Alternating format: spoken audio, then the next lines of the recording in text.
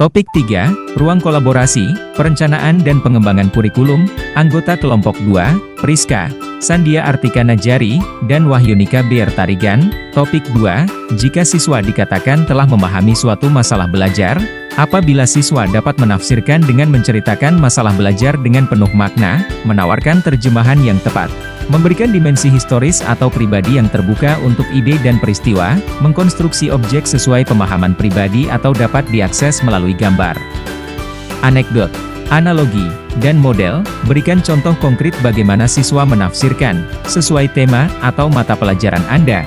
Sebagai bukti siswa telah memahami, pengertian, UBD. UBD adalah sebuah pendekatan pembelajaran yang bertujuan untuk meningkatkan pemahaman secara mendalam dan keterlibatan siswa dalam proses pembelajaran.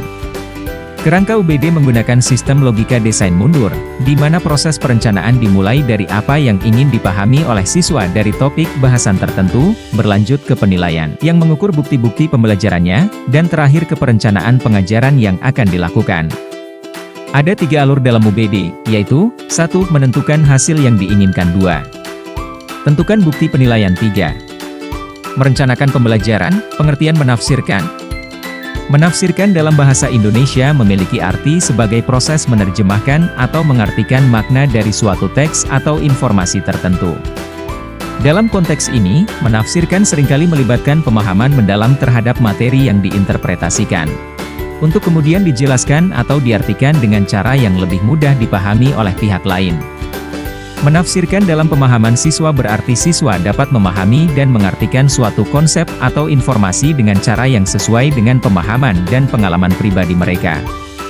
Hal ini melibatkan kemampuan siswa untuk menghubungkan konsep atau informasi yang baru dengan pengetahuan yang sudah dimiliki, serta menerapkan konsep tersebut dalam situasi yang berbeda-beda.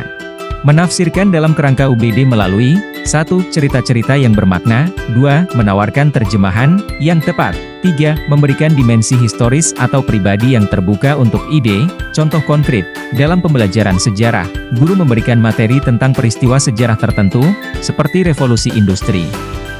Kemudian peserta didik diminta untuk menafsirkan konsep tersebut dengan cara menceritakan pengalaman mereka dalam kehidupan sehari-hari yang terkait dengan revolusi industri, seperti penggunaan teknologi dalam kehidupan sehari-hari. Siswa kemudian dapat memberikan terjemahan yang tepat tentang konsep revolusi industri, seperti menjelaskan bahwa revolusi industri adalah periode perubahan besar dalam produksi dan teknologi yang terjadi di Inggris pada abad ke-18 dan ke-19.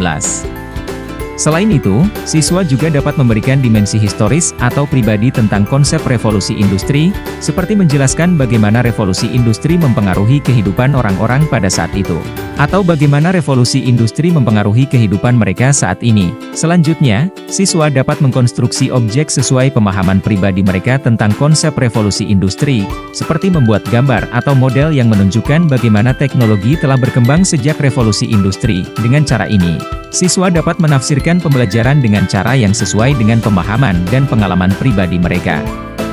Hal ini dapat membantu siswa untuk memahami konsep dengan lebih baik dan dapat menerapkan konsep tersebut dalam situasi yang berbeda-beda.